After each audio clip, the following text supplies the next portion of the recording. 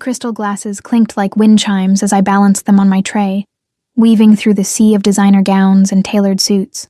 The ballroom of the Rosewood Hotel glittered with chandeliers that cast diamond-like reflections across every surface. It smelled of expensive perfume, aged whiskey, and that particular scent of wealth. A subtle mixture of entitlement and power that seemed to permeate the air. "Champagne, miss," I offered to a woman dripping in emeralds, my voice small and practiced. She didn't even look at me as she plucked a glass from my tray, continuing her conversation as if I were nothing but a floating tray of drinks. I was used to it by now. 3 years of serving the elite of Harbor City had taught me invisibility was part of the uniform. My black polyester dress clung uncomfortably in the humid ballroom, a stark contrast to the flowing silks and satins surrounding me. My feet already ached in the mandatory heels, and we were only 2 hours into the 8-hour charity gala. The Children's Hospital Benefit, they called it. Though I doubted half these people even liked children.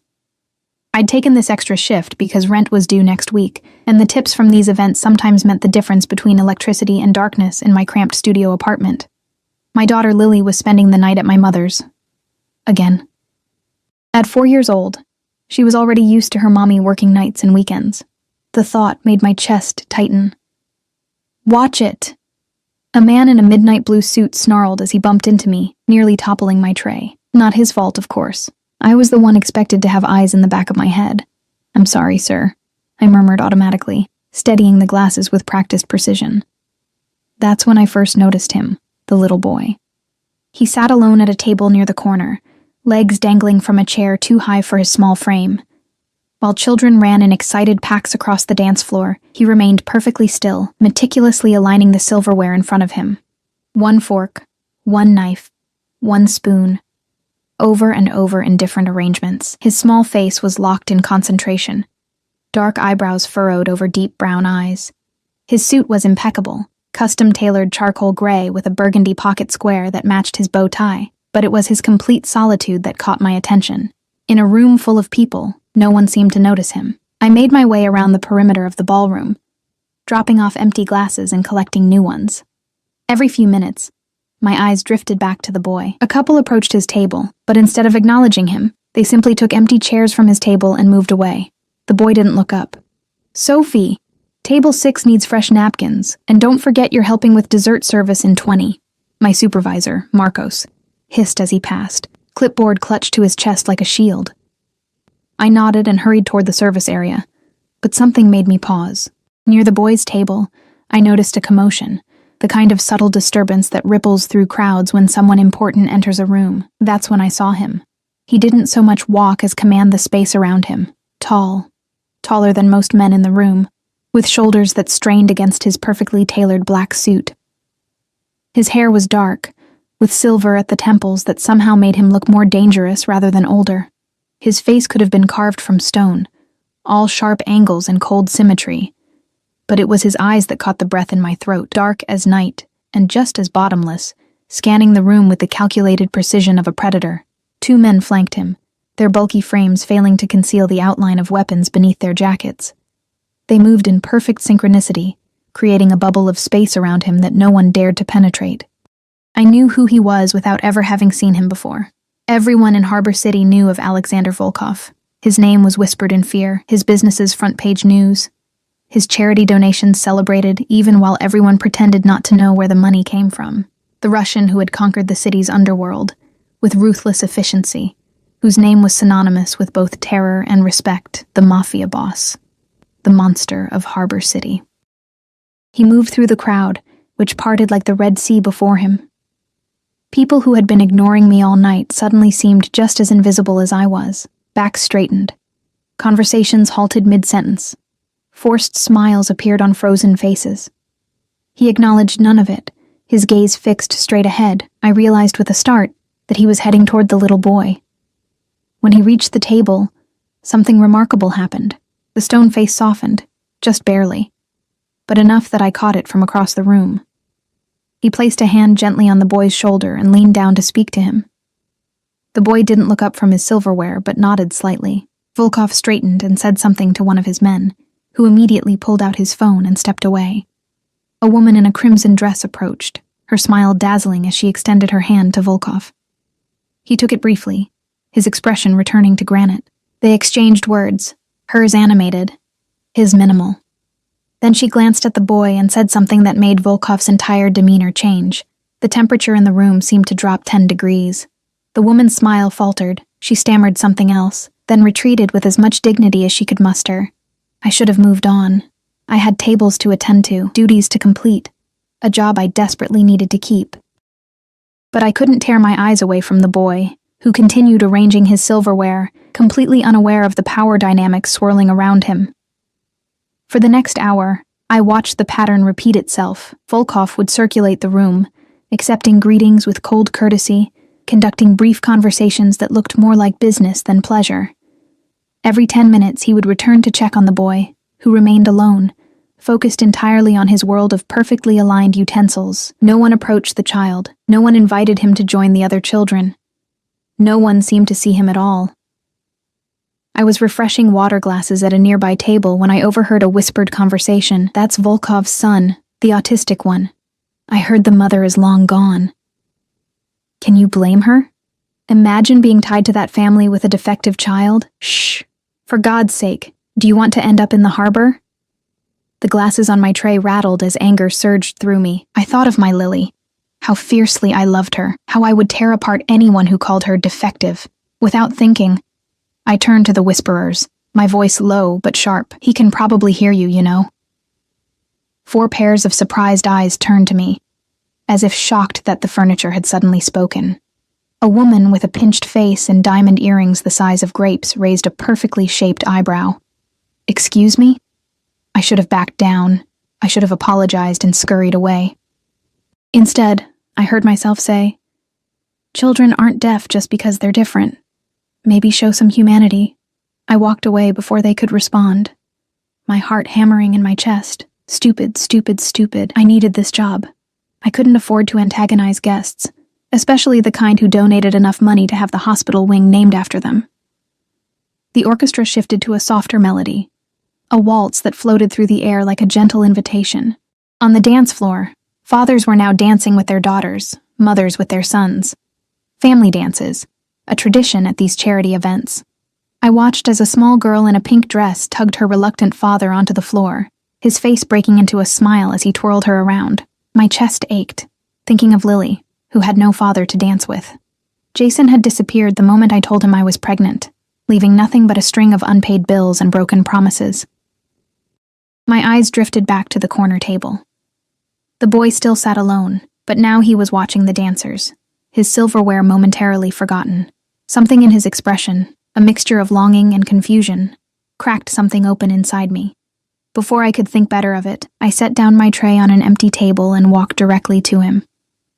I was vaguely aware of Volkov standing with a group of serious-looking men across the room, but I focused only on the child. I knelt beside his chair, bringing myself to his eye level. "Hi there," I said softly. "My name is Sophie. Would you like to dance?" The boy didn't look at me directly but shifted his gaze to somewhere near my shoulder. "I'm Mikhail," he said, his voice clear and precise. "I don't know how to dance." "That's okay," I smiled. "I can show you. It's easy, I promise." I held out my hand, palm up, making no move to touch him unless he wanted to. "You can say no if you don't want to." "That's perfectly okay too." For a long moment, he stared at my outstretched hand. Then, with deliberate care, he placed his small palm against mine. "Okay," he said. I helped him down from his chair, acutely aware that we were being watched. Not just by his father, but by everyone who had been studiously ignoring this child all evening. I led him to the edge of the dance floor, where it was less crowded. "We can start here," I said, "where there's more space. Is that all right?" He nodded, looking down at our feet. "First, you stand on my shoes," I explained. "That's how my mom taught me." Carefully, Mikhail stepped onto the tops of my already aching pumps. I took both his hands in mine, creating a safe distance between us. "Now we just sway a little, like this," I demonstrated, moving gently from side to side. To my surprise, he followed perfectly, his body relaxing slightly as we found a rhythm. "You're a natural," I said, and for the first time, he looked up, almost meeting my eyes.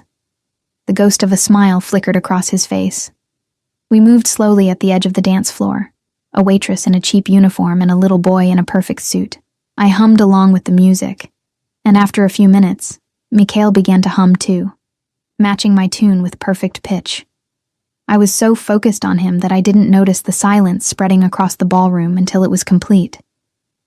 The music played on, but conversations had ceased. I looked up to find every eye in the room on us. Some curious, some disapproving, some softened with unexpected emotion. And directly across the floor stood Alexander Volkov, his dark gaze fixed on us with an intensity that made my skin prickle. His expression was unreadable, his body perfectly still. One of his men leaned in to whisper something, but Volkov silenced him with the slightest movement of his hand. In that moment, as I held the hands of the Mafia boss's son, I realized I'd made a terrible mistake. A breach of invisible boundaries I hadn't even known existed. This wasn't just an ignored child. This was the heir of Harbor City's most dangerous man. I just placed myself directly in Alexander Volkov's line of sight, and I had no idea what would happen next. I couldn't look away from Volkov's piercing stare. His eyes held mine across the dance floor, dark and unfathomable as a midnight ocean. My pulse quickened, and I had the irrational urge to scoop up Mikhail and run. Instead, I forced myself to continue our gentle swaying, pretending I didn't feel the weight of his father's attention like physical pressure against my skin. 1, 2, 3, 1, 2, 3, I whispered to Mikhail, who was still standing on my shoes, his small hands warm in mine. He repeated the count under his breath, perfectly in rhythm. When I finally gathered the courage to look up again, Volkov was moving toward us. He didn't rush. Men like him never needed to hurry. But each purposeful step closed the distance between us with terrifying inevitability. The crowd melted away from his path without him having to say a word. "Dad's coming," Mikhail said matter-of-factly without turning around. His perfect posture didn't change, but I felt his hands tighten slightly in mine. "Is that okay?" I asked softly. He nodded, still counting under his breath. I braced myself as Volkov reached us, expecting, what? A harsh reprimand? A cold dismissal? Security dragging me away. Instead, he simply stood at the edge of the dance floor, watching us with an intensity that made my mouth go dry. Up close, he was even more intimidating. A scar ran along his jaw, pale against his olive skin, the kind of mark left by something sharp and unforgiving. He smelled of expensive cologne with notes of sandalwood and something darker beneath, like smoke or gunpowder. Power radiated from him in almost tangible waves. "Miss," he said finally, his voice deep and laced with an accent that turned the single syllable into something dangerous. "Sir?" I managed to reply, surprised that my voice remained steady. "May I cut in?" he asked, the formality at odds with the command in his tone. Before I could answer, Mikhail spoke up. "We're counting, Dad. 1, 2, 3. His voice was clear and precise, free of the anxiety that was currently strangling my ability to breathe normally. Something flickered across Volkov's face, a softening so subtle I might have imagined it. "Of course. Please continue." To my astonishment, he stepped back, giving us space. But he didn't leave. Instead, he stood guard at the perimeter of our little dance, his presence creating an invisible barrier that no one dared approach. The orchestra shifted to a new waltz, this one slightly faster. Mikhail adapted immediately, his counting speeding up to match the tempo. I twirled him carefully, earning a small surprise sound that might have been delight. "You're doing wonderfully," I told him. "I like dancing," he replied, as if discovering this fact for himself. "The counting makes sense. It does, doesn't it? Music is just math you can feel." This earned me another almost smile and a thoughtful nod. When the song ended, Mikhail stepped off my shoes and looked up, this time his gaze settling somewhere near my chin, the closest he'd come to eye contact. "Thank you for the dance," he said formally, like a miniature gentleman. "I'd like to go back to my table now." "Of course," I replied, releasing his hands. "It was a pleasure dancing with you, Mikhail." He turned and walked directly to his father, who placed a protective hand on his shoulder. Volkov's eyes never left my face. "Miss..." He let the question hang in the air. "Sophie, I supplied, resisting the urge to add, "Just Sophie," as if my lack of status needed clarification. "Sophie," he repeated. My name transformed in his mouth into something both beautiful and vaguely threatening. "You will join us." It wasn't a request. His hand moved slightly, and suddenly one of his men was beside me. Not touching, but close enough that I understood I was being escorted. Panic fluttered in my chest. "Sir, I'm working.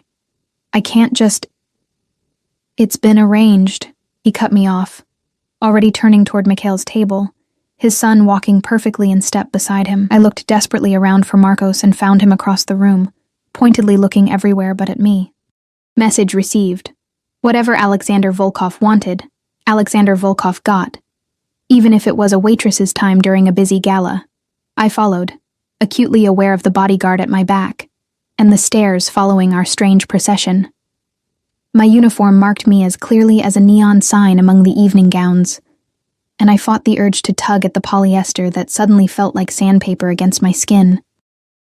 At the table, Volkov pulled out a chair for me, an oddly gentlemanly gesture from a man who I'd heard had once controlled half the drug trade along the eastern seaboard. I perched on the edge, hands folded in my lap to hide their trembling. Mikhail immediately returned to arranging his silverware, but now he was humming the waltz under his breath, his small fingers working with methodical precision. "You dance well," Volkov said, his dark eyes studying me with unnerving intensity. "Thank you," I managed. "My mother taught me." "And where did you learn to see my son when everyone else chooses blindness?" The directness of the question caught me off guard. I glanced at Mikhail, who appeared absorbed in his task, but was tilting his head slightly toward our conversation. I have a daughter," I said softly. "She's 4. Children should never be invisible." Something dangerous flashed in Volkov's eyes. Yet in rooms like this, certain children remain unseen. Unless they are perfect accessories for their perfect parents. The bitterness in his voice was so raw it startled me. For a moment, the feared Mafia boss disappeared, replaced by something I recognized all too well. A parent's fierce protectiveness. "Mikhail likes the silverware," I observed, changing the subject. "The pattern's right?" Volkov's gaze sharpened. "Yes, he finds comfort in order." "My Lily has a collection of purple things," I said, smiling at the memory. "Everything must be purple and arranged just so. She can tell if I've moved even one tiny bead." For a moment, silence stretched between us. Then Mikhail looked up, his eyes focused somewhere above my shoulder. "Purple is opposite of yellow on the color wheel," he stated. "It's made of red and blue. Primary colors make secondary colors when mixed." "That's exactly right," I said, impressed. "You know a lot about colors. I read the encyclopedia," he replied matter-of-factly. "I'm on volume P now." Despite the tension coiling in my stomach, I couldn't help but smile. "That's amazing. I bet you know all kinds of interesting things." "I do," he agreed, without a hint of boasting. "Dad, can Sophie come to the library with us? I want to show her my books." I froze, my smile faltering. Volkov's expression remained unreadable, but I felt the weight of his assessment like a physical touch. "Perhaps another time, Mikhail. It's getting late, and I'm sure Sophie has other obligations." Relief flooded through me, followed immediately by guilt at the slight droop of Mikhail's shoulders. Before I could think better of it, I heard myself say, "I'd love to see your book someday, if your dad thinks it's okay." The words hung in the air between us, and I mentally cursed my loose tongue. You don't make casual plans with the child of Harbor City's most notorious criminal. You especially don't put him in a position where he has to refuse his son in public. To my surprise, Volkov's lips curved in what might have been the ghost of a smile. "We shall see."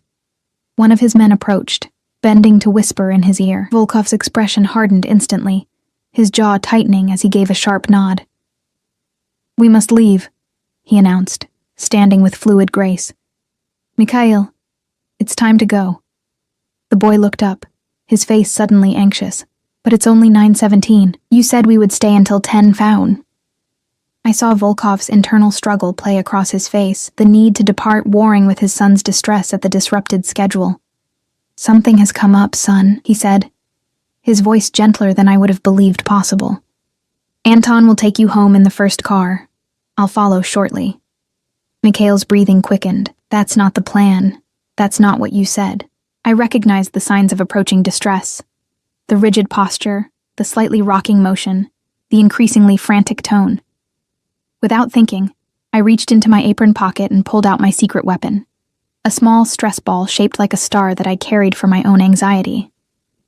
"Mikhail," I said softly, placing it on the table near his hand, not forcing it on him. "This helps me when things change unexpectedly. You can squeeze it or roll it between your fingers. Would you like to try?" He stared at the star, his breathing still rapid, but his attention captured. After a moment's hesitation, he picked it up, pressing it between his palms. "It's squishy," he observed, some of the tension leaving his small frame. "Yes. And it always returns to its shape, no matter how much you squeeze it. Kind of magical, isn't it?" His fingers worked the star methodically, and gradually his breathing slowed.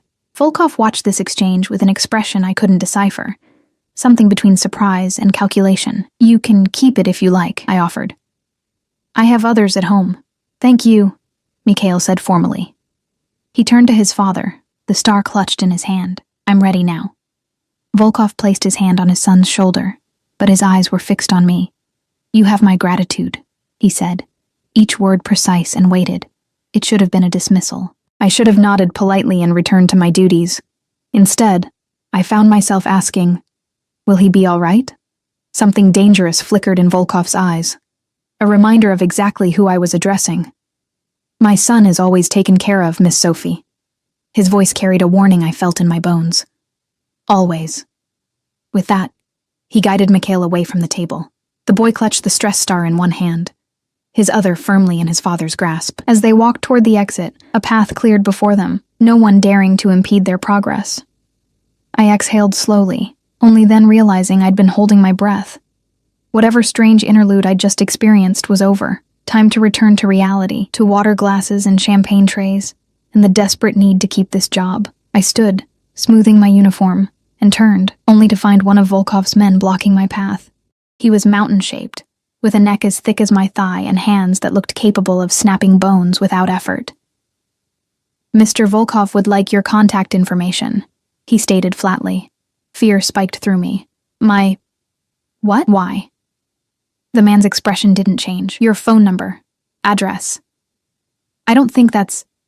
It wasn't a request. He produced a sleek phone and held it out to me, screen open to a new contact form. My hands trembled as I took the device. Self-preservation warred with terror as I typed in my information. What choice did I have? Refuse the most dangerous man in Harbor City? The bodyguard took the phone back, checking the information before slipping it into his jacket pocket. Without another word, he turned and walked away, following the path his employer had taken. I stood frozen for several heartbeats, my mind racing with the implications of what had just happened.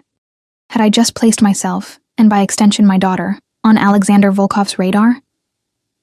The thought made me physically ill. "Sophie." Marcos materialized beside me, his voice a harsh whisper. "What the hell was that?" "I don't know," I answered honestly. I danced with his son." "His son?" Marcos looked stunned. "That was Volkov's kid?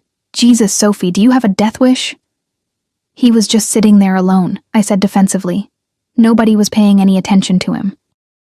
"That's because people with brains know not to go anywhere near Volkov or his family," he ran a hand through his thinning hair. "Look, just get back to work. Dessert service starts in 10 minutes, and for God's sake, stay away from any more Mafia children." I nodded, grateful for the familiar routine to return to. As I headed back to the service area, I caught sight of Mikhail and his father at the entrance of the ballroom. The boy was looking back, his eyes scanning the crowd until they found me. He lifted his hand, the one holding my star, in a small wave. Without thinking, I waved back. Beside him, Alexander Volkov followed his son's gaze directly to me. Even across the room, the intensity of his stare made my skin heat. He inclined his head slightly, an acknowledgement, a promise, or a warning. I couldn't tell. Then they were gone, swallowed by the night and their waiting cars, leaving me with nothing but the phantom sensation of small hands in mine and the lingering scent of danger. The next morning dawned gray and drizzling, matching my mood perfectly as I dragged myself from bed at 5:30 a.m. Every muscle protested after last night's 8-hour shift, and my thoughts felt sluggish from too little sleep. But Sunday morning breakfast rush at Denny's waited for no one, especially not single mothers with rent due in 5 days. I dressed quietly in the dim light filtering through my bedroom's thin curtains, careful not to wake Lily. She was curled on my bed where I'd placed her after picking her up from Mom's at 2 a.m., her dark curls spilled across the pillow. One small hand clutched protectively around her favorite purple hippo. The sight of her peaceful face was both my greatest comfort and sharpest pain, knowing everything I did was for her, and it still wasn't enough. "I'll be back before you wake up, little star," I whispered, pressing a feather-like kiss to her forehead. Mom would arrive at 7 to watch her until I finished my shift at 3. The apartment was barely 600 square feet, with a kitchen so small you could touch both walls with outstretched arms. But I'd painted the walls cheerful colors and hung fairy lights around Lily's bed nook, trying to create magic from our meager circumstances. The stack of bills on the counter, red-stamped with final notices, threatened to shatter that illusion. As I waited for the bus in the misty rain, my mind drifted back to last night, to Mikhail's solemn face lighting up as we danced, to his father's penetrating gaze that seemed to strip away all pretense. I shivered, and not just from the damp chill seeping through my thin jacket. What had possessed me to give my real contact information to Volkov's man? Self-preservation? Yes. But also curiosity? A strange pull I couldn't name? Either way, it was done, and there was nothing to do but hope I'd be instantly forgotten. A waitress who'd shown a moment's kindness. Nothing more. The breakfast shift passed in a blur of pancake stacks and coffee refills. By mid-morning, my feet were throbbing, and I'd spilled orange juice down my uniform shirt. But the tips were decent, mostly from regulars who knew me by name and asked about Lily. These simple kindnesses kept me going on days when exhaustion threatened to pull me under. I was clearing a foretop by the window when Carmen, the hostess, appeared at my elbow. "Sophie, there's someone asking for you." Her voice dropped to a whisper. "And honey, he looks important. Like scary important." My stomach dropped. What does he look like? Tall, built like a boxer, buzz cut, wearing a suit that probably costs more than my car. He's just standing there by the door, hasn't sat down. Not Volkov himself then, one of his men. I set down my bin of dirty dishes with suddenly trembling hands. "Tell him I'll be right there." I ducked into the bathroom first, splashing cold water on my face and trying to calm my racing heart. What could he possibly want? Had I unknowingly done something wrong? Said the wrong thing to Mikhail? The possibilities spiraled darker in my mind with each passing second. When I emerged, I spotted him immediately, standing near the entrance, his rigid posture and alertly scanning eyes, marking him as security, even without the telltale bulge of a shoulder holster beneath his jacket. He was younger than I'd expected, maybe early 30s, with a face that might have been handsome if not for the jagged scar running from temple to jaw. He identified me immediately, his eyes tracking my approach with unsettling precision. "Miss Sophie Williams?" he confirmed, his voice surprisingly soft for someone so physically imposing. I nodded, too nervous to speak. "I'm Anton. I work for Mr. Volkov." He reached into his jacket, and I flinched involuntarily before realizing he was only retrieving an envelope. "For you." I stared at the cream-colored envelope in his extended hand. My name was written on the front in elegant script. "What is this?" I asked, making no move to take it. "Mr. Volkov sends his gratitude for your kindness to Mikhail." His face remained impassive. "Please." Hesitantly, I accepted the envelope. It was heavy, expensive paper that felt rich between my fingers. "There's a car waiting when your shift ends at 3, Anton continued. "Mr. Volkov would like to speak with you." Ice flooded my veins. I can't. I have to pick up my daughter, for the first time." His expression softened fractionally. "Arrangements have been made with your mother. She'll keep your daughter until 7 this evening." Panic clawed at my throat. "You contacted my mother?" "Mr. Volkov did, early this morning. My mother hadn't mentioned anything when she arrived to watch Lily, which meant she'd been intimidated into silence. Or worse, bribed." "This isn't a request, is it?" I asked, though I already knew the answer. Anton didn't bother pretending. The car will be waiting at 3. Mr. Volkov doesn't like to be kept waiting. He turned to leave, then paused. Mikhail asked about you this morning. The boy rarely speaks of anyone. With that cryptic statement, he walked out, leaving me clutching the envelope in trembling fingers. I retreated to the employee bathroom before opening it, half expecting to find a threat or a bribe. Instead, I found a handwritten note on thick, creamy paper. Miss Williams, your kindness to my son last night was unexpected and rare. Mikhail speaks of you this morning with unusual animation. I would like to express my gratitude in person. A car will collect you after your shift concludes at Denny's on Harborview Drive. You have my word that no harm will come to you. A. Volkov beneath the note was a second piece of paper, a check made out to Sophie Williams for $5,000. I gasped, nearly dropping the envelope. $5,000. Enough to clear my outstanding bills and still have a cushion left over. Enough to get the transmission in my ancient car fixed, so I wouldn't have to rely on unreliable bus schedules. Enough to buy Lily new clothes for the coming winter. But why? For one dance with a lonely child? I slipped the check back into the envelope with shaking hands. This was dangerous territory. You didn't accept money from men like Alexander Volkov without understanding the cost. And yet, could I afford to return it? To refuse his invitation? The rest of my shift passed in a fog of anxiety. I dropped an entire tray of waters, mixed up 2 orders, and nearly collided with another server, all while my mind raced with scenarios, each more terrifying than the last.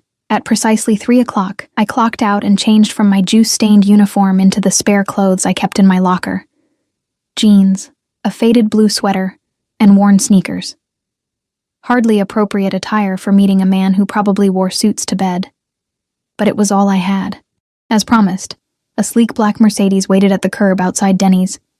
Anton stood beside it, opening the rear door as I approached. The parking lot suddenly felt exposed, and I was acutely aware of my coworkers watching through the windows. "Where are we going?" I asked, hesitating at the car door. "Mr. Volkov's residence," Anton replied. "It's about 40 minutes from here. I thought of Lily, safely with my mother until 7. And I'll be back in time to pick up my daughter?" "You have my employer's word." His employer's word. The word of a man who'd built an empire on violence and fear. And yet, I found myself believing him, perhaps because I had no choice. I slid into the back seat, sinking into buttery leather softer than anything I'd ever touched. The car smelled of expensive cologne and new leather, and the privacy partition was already raised, separating me from the driver. Anton took the front passenger seat, and we pulled away from the curb. I clutched my purse in my lap, the envelope with its impossible check safely tucked inside. Through the tinted windows, I watched as Harbor City's familiar streets gave way to increasingly affluent neighborhoods, and finally to the exclusive cliffside properties overlooking the bay.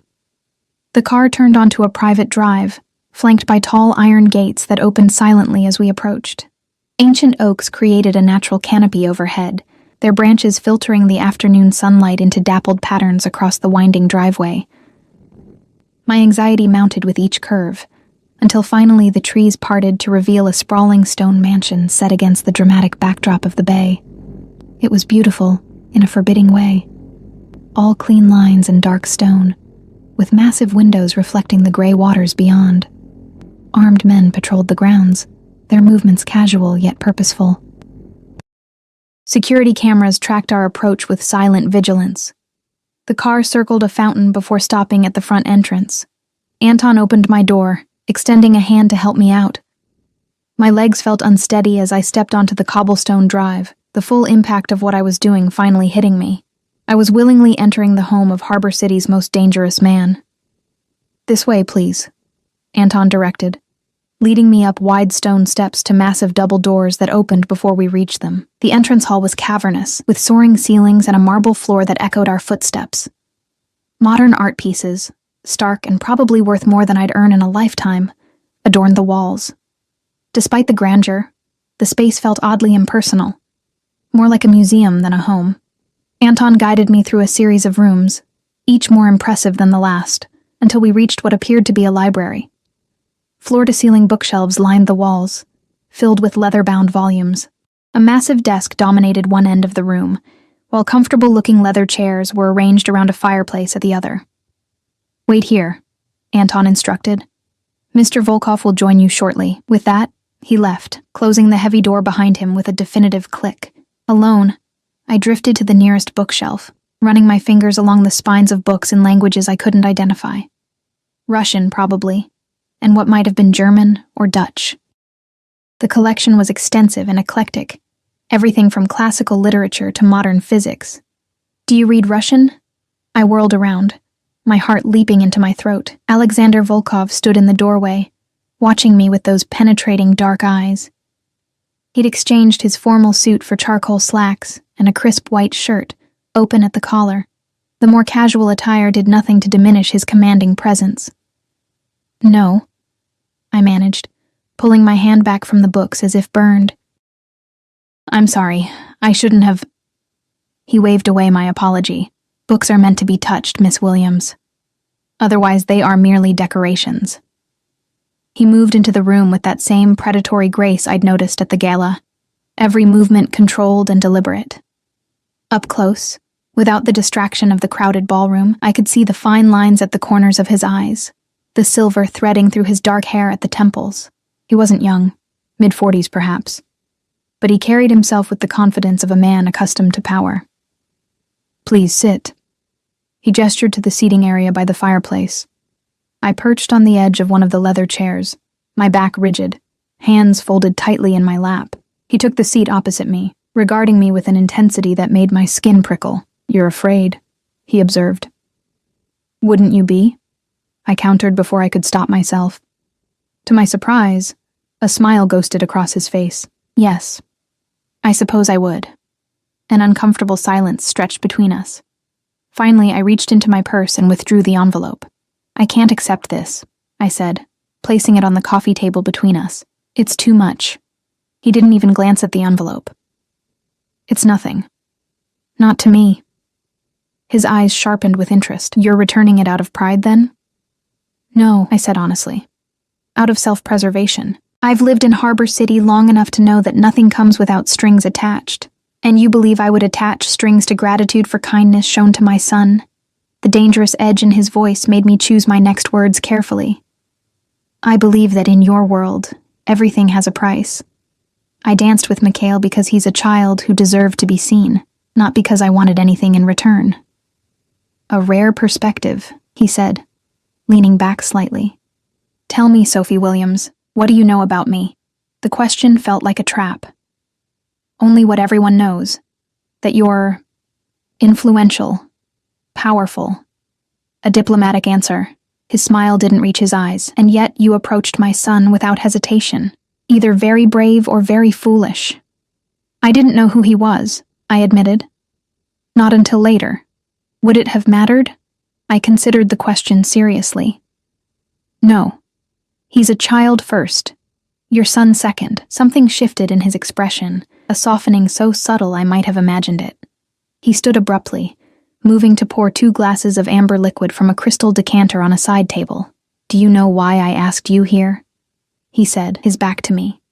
To thank me for being kind to Mikhail, I replied, the words feeling inadequate even as I spoke them. He returned, offering me one of the glasses. That's part of it. I accepted the drink automatically, though I had no intention of consuming alcohol in a situation that required all my wits. The glass was heavy in my hand, the crystal catching the late afternoon light streaming through the windows. Mikhail has difficulties, Volkov continued, resuming his seat. He experiences the world differently. Most people see only the challenges, not the gifts. He's autistic, I said quietly. My neighbor's son is on the spectrum. Different, not less. Volkov's gaze sharpened. You understand, then? Not completely, I admitted. Every child is unique, but I recognize when someone is being excluded because they don't fit neatly into expectations. He studied me over the rim of his glass. The world can be cruel to those who are different. I have spent years shielding my son from that cruelty, only to watch him being ignored by the very people who smile to my face and accept my donations. The bitterness in his voice was raw and unexpectedly human. I found myself wondering about the woman who had given birth to Mikhail, Volkov's wife or partner, now conspicuously absent. Where is his mother? I asked before I could stop myself. His expression hardened instantly. That is not a topic for discussion. I'm sorry, I said quickly. That was inappropriate. He set down his glass with deliberate care. Mikhail asked about you this morning. He wanted to know if you would visit again. He rarely expresses interest in people outside our household. My heart twisted at the thought of the solemn little boy asking after me. He's a special child, yes.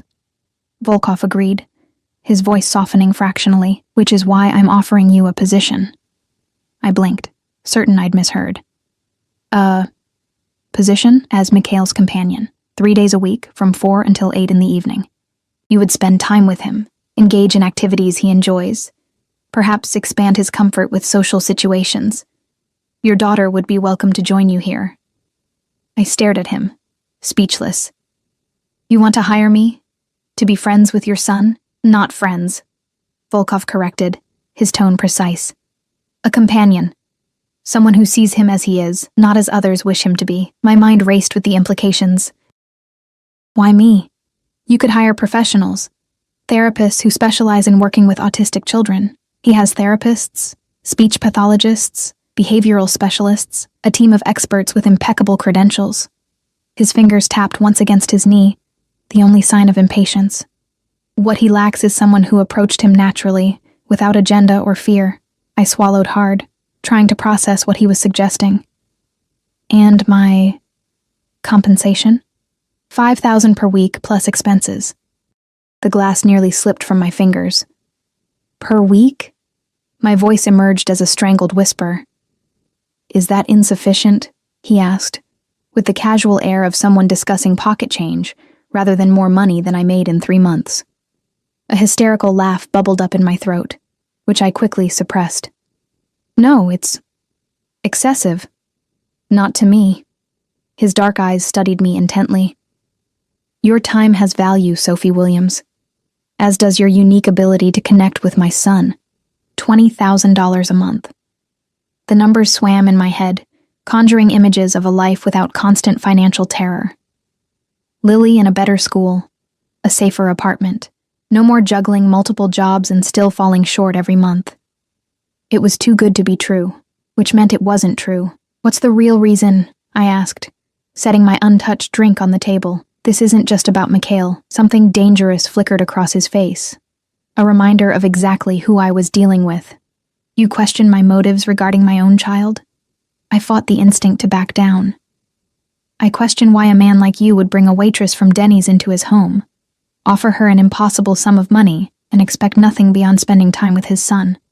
A man like me, he repeated, the words flat and cold. Heat crawled up my neck. I didn't mean... You did. He stood abruptly, moving to the window that overlooked the bay. His back to me, he continued. You know the rumors, the whispers. Harbor City's monster, the Russian who builds his fortune on blood and fear. I remained silent, uncertain how to respond to the truth we both knew. What you don't know, he continued, his voice dropping lower, is what it means to be a father to a child others would discard. To watch your flesh and blood being treated as invisible, or worse, as defective. He turned back to me, and the raw emotion in his eyes caught me off guard. Last night, for 17 minutes, my son danced. He smiled. He connected with another human being who wasn't paid to tolerate his differences. His jaw tightened.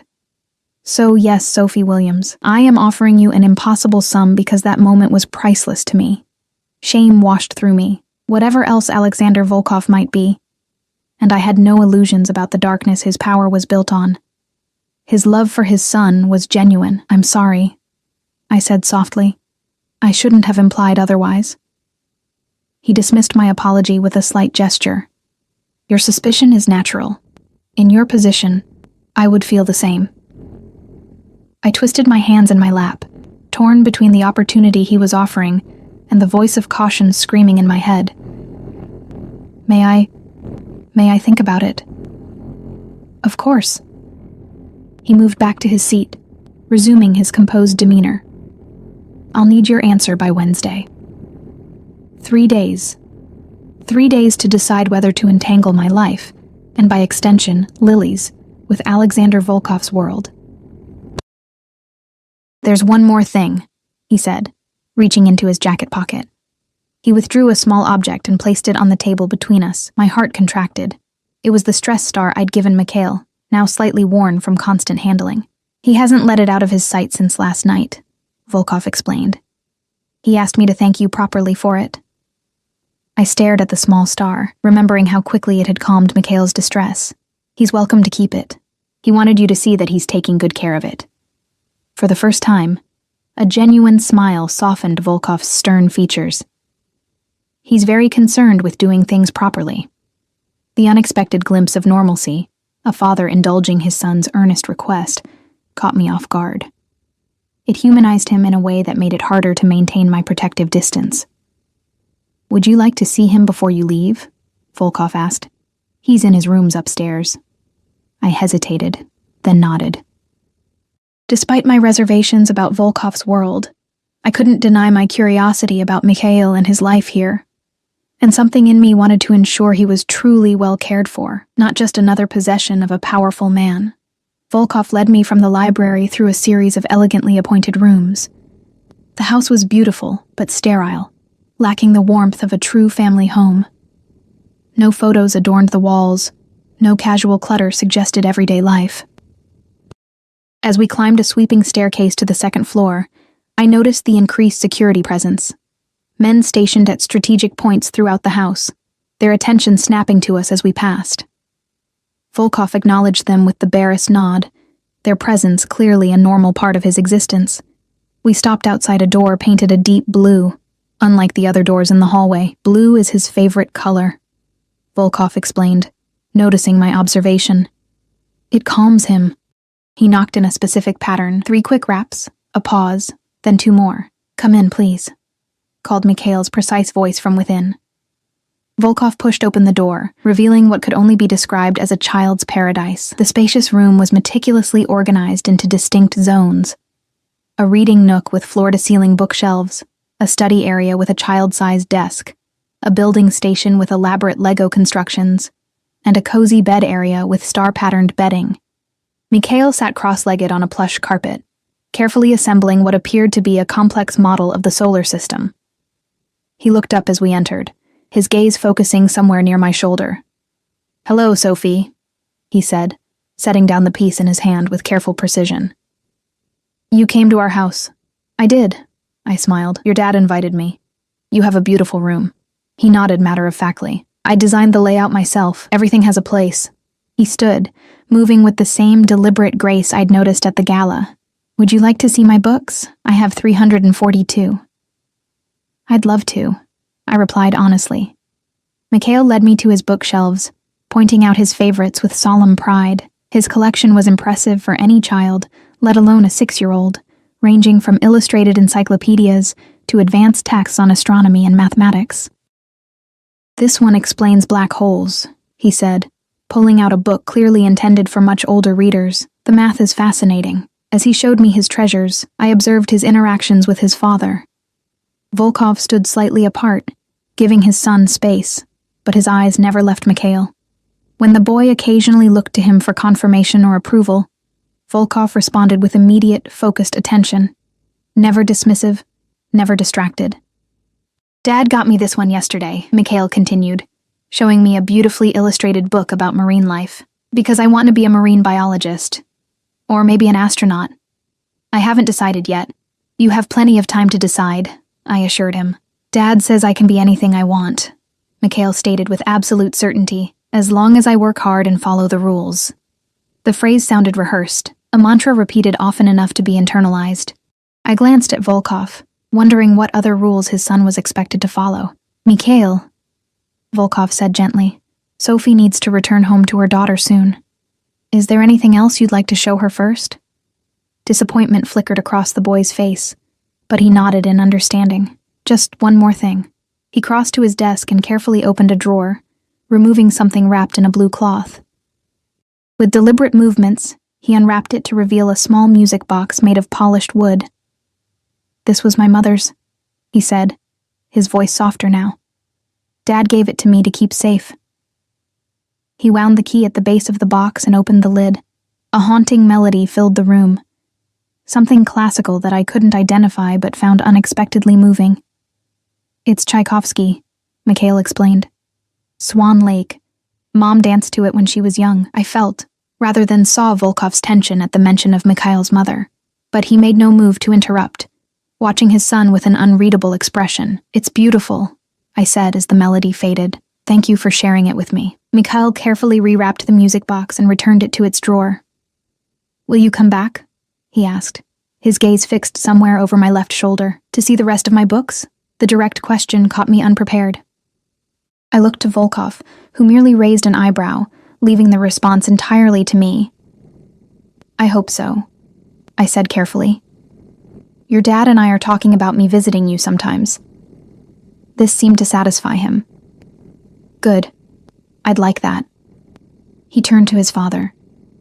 "Can Sophie bring her daughter next time? You said she has a daughter." "Her name is Lily," I supplied. "She's 4. Mikhail considered this information with serious deliberation. "I don't have many books for 4-year-olds. But I could share my building blocks. The wooden ones, not the Legos. Legos have small pieces." The thoughtfulness of his concern touched me deeply. "That's very considerate, Mikhail. Lily would love wooden blocks." Volkov placed a gentle hand on his son's shoulder. "It's time for Sophie to go now. What do we say?" "Thank you for visiting," Mikhail recited, then added with unprompted sincerity, "I'm glad you came to our house." "I'm glad too," I replied, surprised to find I meant it. Volkov escorted me from the room after Mikhail returned to his solar system model. As we walked back downstairs, I found myself reassessing everything I thought I knew about Alexander Volkov. The tenderness he showed his son couldn't be faked. The patience and understanding he demonstrated with Mikhail's needs spoke of years of dedicated parenting, none of which erased the darker truths about who he was and how he'd acquired his power. At the foot of the stairs, he broke our silence. "You see now why I asked you here." It wasn't a question, but I nodded anyway. "He's an extraordinary child." "Yes," he agreed, "and like all extraordinary things, vulnerable to those who fear or envy what they don't understand." There was history in that statement, pain and perhaps violence, that I didn't dare probe. Instead, I asked the question that had been forming since I'd first set foot in this beautiful, fortress-like home. "Where is his mother?" This time, Volkov didn't shut down the inquiry. His jaw tightened, but after a moment he answered, "Dead. 4 years ago." The stark finality of the word hung between us. I thought of Mikhail, only 2 when he lost his mother, too young to form many lasting memories, yet old enough to feel the absence. "I'm sorry," I said softly. "That must have been incredibly difficult for both of you." Something flashed in his eyes, surprise perhaps, at my simple acknowledgement of his grief alongside his son's. "Life continues," he said, his accent thickening slightly. "For his sake, if nothing else." We reached the entrance hall, where Anton waited discreetly by the front doors. Our time was clearly at an end. "The offer stands," Volkov said, his businesslike tone returning. 3 days a week, 4 to 8. Your daughter is welcome. Anton will provide you with a phone for direct communication, for security reasons. A phone that would undoubtedly be monitored, I realized. Just one of many ways my life would change if I accepted his offer. "Wednesday," I confirmed, still uncertain what my answer would be. He extended his hand, the gesture oddly formal after the intimacy of meeting his son and glimpsing his private grief. I placed my hand in his, expecting a brief professional handshake. Instead, he held it a moment longer than necessary, his fingers warm and strong around mine. "Mikhail rarely connects with strangers," he said, his voice low. "Whatever you decide, thank you for seeing my son when others looked away." He released my hand, and I felt the ghost of his touch linger against my skin. "Anton will drive you home." With that, he turned and walked away, disappearing into the depths of his mansion. I stood for a moment, still feeling the impression of his hand on mine, before following Anton out to the waiting car. The drive back to the city passed in silence. I watched the landscape change from exclusive estates to middle-class neighborhoods, and finally to my own rundown apartment complex. Anton pulled up to the curb with precise timing, exactly 6:45 p.m., giving me 15 minutes to reach my mother's apartment on the next block. Mr. Volkov asked me to return this to you, Anton said as he opened my door. He handed me the envelope I'd left on the coffee table. He insists. I started to protest, but something in Anton's expression stopped me. This isn't about the job offer? No, he confirmed. This is for last night. Separate matter. I hesitated, then accepted the envelope. Thank you for the ride. Anton's stern face softened fractionally. Mikhail has been through much. You made him smile. Before I could respond, he was back in the car, pulling away from the curb with silent efficiency. I stood on the sidewalk, clutching the envelope and trying to make sense of the day's events. The rational part of me screamed that I should run as far as possible from Alexander Volkov and his world. But another part, the part that had seen Mikhail's careful handling of his treasured possessions, and the grief hidden beneath his father's controlled exterior, wasn't so certain. As I walked to my mother's apartment to retrieve Lily, the impossible decision weighed on me. $20,000 a month would change our lives completely, but what other costs would come with binding ourselves to the Volkov family? The envelope felt heavy in my hand, a tangible reminder of the choice before me, and the man behind the offer, whose dark eyes seemed to see straight through to my core. Mommy, are we really going to the big house again? Lily bounced in her car seat, her dark curls flying with each movement. Her excitement had been building since I told her we'd be visiting a special friend today. Yes, little star. Remember what we talked about? I adjusted the rearview mirror to see her better as I navigated the winding coastal road leading to Volkov's estate. Be polite and use my inside voice, she recited. And Mikhail might not want hugs or high fives, and that's okay. Perfect. I smiled at her through the mirror. It had been 3 weeks since I'd made the decision that changed everything. 3 weeks of twice-weekly visits to the Volkov mansion, where Mikhail gradually opened up under Lily's uninhibited chatter and my patient presence. 3 weeks of the strange double life I now led, waitress by morning, companion to a Mafia boss's son by evening. The first paycheck had arrived exactly as promised. A sum so staggering I'd stared at the bank notification for a full 5 minutes before believing it was real. I'd immediately paid off our outstanding bills, secured a better apartment in a safer neighborhood, and put the rest aside for Lily's future. The second check came with an unexpected bonus: tuition for Lily at Harbor Prep, the city's most exclusive preschool. I'd initially balked at the gesture, seeing it as overstepping, but Volkov had framed it as a practical solution to our scheduling challenges. Having Lily in a school 5 minutes from his estate made it easier for me to bring her along on my visits. Will Mr. V have cookies today? Lily asked, pulling me from my thoughts. I suppressed a smile at her nickname for Alexander Volkov, the name she'd given him when she couldn't pronounce his full name. To my ongoing astonishment, he hadn't corrected her. I'm sure he will. In fact, I knew he would.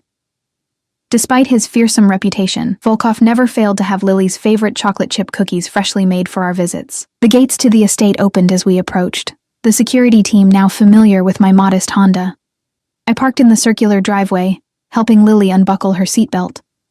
She immediately reached for the small purple backpack containing treasures she wanted to show Mikhail. Anton greeted us at the front door with a nod that had grown almost warm over the weeks. They're in the garden room.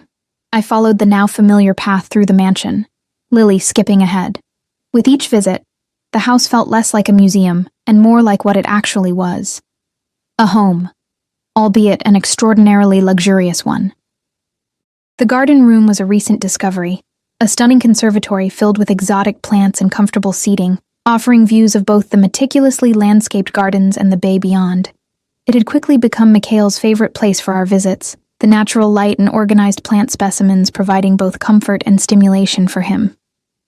Sophie, Lily, Mikhail's voice called out as we entered. He stood from his position at a small table covered with botanical specimens, careful not to disturb his arrangement. Though he didn't approach for physical contact, his entire demeanor brightened. You're exactly on time, 4:27. Volkov rose from where he'd been sitting nearby, closing a leather portfolio. Ms. Williams. Lily. His formal greeting was belied by the warmth in his eyes as he looked at my daughter. Cook has prepared refreshments. Cookies? Lily asked hopefully, already eyeing the covered tray on a side table. The corner of Volkov's mouth twitched, the closest he came to smiling in casual conversation. Perhaps. After activities, I reminded Lily gently. What are you working on today, Mikhail? Plant classifications, he explained, leading us back to his table. Dad brought specimens from the greenhouse. I'm organizing them by family, genus, and species. While Mikhail solemnly showed Lily his categorization system, I found myself standing beside Volkov, watching our children interact. She draws him out, he observed quietly. It's good for him. It's good for her too, I admitted. She's learning patience, consideration for others' needs. Something that might have been approval flickered across his features. Over the weeks, I'd become more adept at reading his subtle expressions. The slight tension around his eyes when concerned, the barely perceptible softening of his mouth when pleased. It was like learning a foreign language, decoding the careful restraint that masked his emotions. There's something we need to discuss, he said, his voice pitched low enough that the children couldn't hear. Later. Uneasiness flickered through me. Despite the comfortable routine we'd established, I never forgot who Alexander Volkov was, what he did when he wasn't being a devoted father or unexpectedly thoughtful employer. The world he inhabited remained largely invisible during our visits, but occasionally, reality intruded in the form of urgent calls, grim-faced men delivering messages, or discussions that stopped abruptly when I entered a room. I nodded, pushing my concern aside to focus on the children. For the next hour, Mikhail led us through his botanical classification system with meticulous precision, while Lily asked questions that would have tested the patience of most 6-year-olds. But Mikhail answered each one carefully, his knowledge of plants impressive for a child of any age. After cookies and milk, served on fine china that had made me nervous at first, but which Lily now handled with exaggerated care, the children moved to the carpeted area where Mikhail kept a set of wooden building blocks, specifically for Lily's visits. May I speak with you now? Volkov asked, gesturing toward the adjoining terrace. I glanced at the children, engaged in collaborative building. We'll just be on the terrace, I told them. Call if you need anything. The October air carried a crisp chill as we stepped outside. Below us, armed guards patrolled the perimeter of the property, their dark figures stark against the manicured lawns. The juxtaposition was jarring, the idyllic scene of children playing inside, the heavily armed security outside. Volkov stood at the stone balustrade, his profile sharp against the darkening sky. Mikhail's birthday is in 2 weeks. Not what I'd been expecting. That's wonderful. Is there something special planned? I'm hosting a small gathering here. Family, a few trusted associates. He turned to face me, his expression carefully neutral. I would like you and Lily to attend. Oh, I blinked in surprise. Are you sure that's appropriate? Mikhail has requested it specifically. A faint smile touched his lips. He's never asked for guests at his birthday before. Only scientific equipment or books. Pride warmed my chest at the progress we'd made with Mikhail. Then of course we'll come. What time? The gathering begins at 2. He hesitated. Something unusual for a man who always chose his words with precision. There is another matter. The serious tone in his voice set off warning bells. What is it? There has been a situation. Nothing that concerns you directly, but precautions are necessary. His jaw tightened. Additional security measures have been implemented around the estate. You may notice more personnel during your visits. A situation, I repeated carefully. Is Mikhail in danger? No. His answer was immediate and firm. I would never allow that. The unspoken implication hung heavy in the air. That he would eliminate any threat to his son, by whatever means necessary. It was a stark reminder of exactly who I was working for. Should I be concerned? I asked directly. His dark eyes studied me, weighing something in his mind. No. But it would be prudent for you to accept a security detail for the next few weeks. For both you and Lily. The suggestion sent ice through my veins. Security? You mean guards? Following us? Discreetly, he clarified. They would maintain distance. You would hardly notice their presence. Except for the fact that they'd be armed men watching my 4-year-old, I replied, unable to keep the edge from my voice. Alexander, what's really going on? His expression sharpened at my use of his first name, something I rarely did, maintaining professional boundaries despite the growing familiarity between us. But fear for Lily had pushed formality aside. A business rival has made certain threats, he said finally. Nothing unusual in my world. But I take no chances where Mikhail is concerned, or those connected to him. Those connected to him. The words settled over me like a physical weight. In just 3 weeks, Lily and I had become linked to the Volkov family in ways I hadn't fully considered. What had started as a job, albeit an unusual one, had become something more complex. Mikhail looked forward to our visits with increasing excitement. Lily asked about him constantly. And Alexander. I caught myself before completing that thought. Whatever growing awareness existed between us remained unspoken.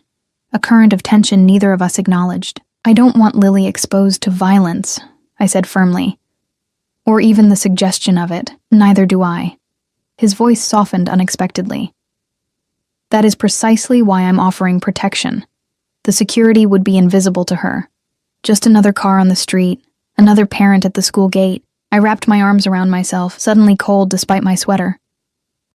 How dangerous is this rival? He is a desperate man making desperate moves, Alexander replied, his accent thickening slightly. A tell I'd noticed emerged when his emotions ran high. But he will be dealt with shortly. The clinical way he discussed what would undoubtedly be a violent resolution should have horrified me.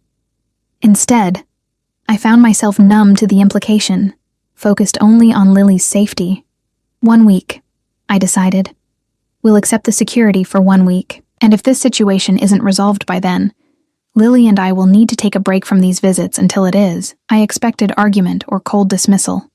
Instead, he nodded once, accepting my terms. Reasonable. We stood in silence for a moment, the gulf between our worlds never more apparent than in this conversation about security details and business rivals. I never intended to bring this aspect of my life into yours, he said finally, surprising me with what sounded like genuine regret. When I offered you this position, I believed I could keep these worlds separate. I knew who you were, I reminded him quietly. I made my choice with open eyes. He studied me with that penetrating gaze that seemed to see far more than I intended to reveal. Did you? Or did necessity make the choice for you? The question struck uncomfortably close to truth. Had I accepted his offer because of Mikhail's need for connection or because of the financial security it offered Lily? Both were true, but increasingly, neither felt like the complete answer. Before I could respond, Lily's voice called from inside. Mommy, Mikhail showed me how to make a perfect symmetrical tower. Coming, sweetheart, I called back, grateful for the interruption. As we turned to go inside, Alexander's hand caught mine briefly, a touch so light it could have been accidental, except for the deliberate pressure of his fingers against my palm. Thank you, he said simply. For understanding. The warmth of his touch lingered as we rejoined the children, who proudly displayed their architectural creation.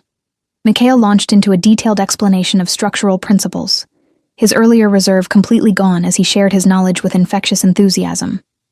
Watching him, I realized how much he'd changed in just 3 weeks, still preferring order and precision, still most comfortable with facts and systems, but increasingly willing to engage, to share, to connect. It wasn't just my influence, I knew. It was Lily's unquestioning acceptance, her natural ability to meet him exactly where he was. As the evening continued with a lesson in constellations that Mikhail had prepared especially for Lily, I caught Alexander watching me with an expression I couldn't quite define. When our eyes met, he didn't look away, holding my gaze with an intensity that sent warmth spreading through my chest. In that moment, I acknowledged the truth I'd been avoiding. This arrangement had ceased to be simply a job. Somewhere between Mikhail's careful explanations and Lily's delighted discoveries, between Alexander's subtle acts of thoughtfulness and the growing ease between us, something had shifted. Dangerous or not, complicated or not, I cared for this unusual family. Daddy said I could be a scientist when I grow up, Mikhail was telling Lily, using the Russian diminutive for father that had begun to replace the more formal dad in recent days. I thought you wanted to be an astronaut, she replied, carefully placing a star sticker on the constellation map he'd created. I can be both, he said with absolute certainty. Yes, you can, Alexander confirmed, his voice warm with pride and something else. Hope, perhaps. As Mikhail and Lily returned to their stars, he looked at me again. And this time the unspoken connection between us felt impossible to deny. Whatever dangers circled the Volkov family, Whatever complications lay ahead, I realized I was no longer standing on the outside looking in. Somehow, against all reason, against all caution, I had become part of their orbit, and they, part of mine.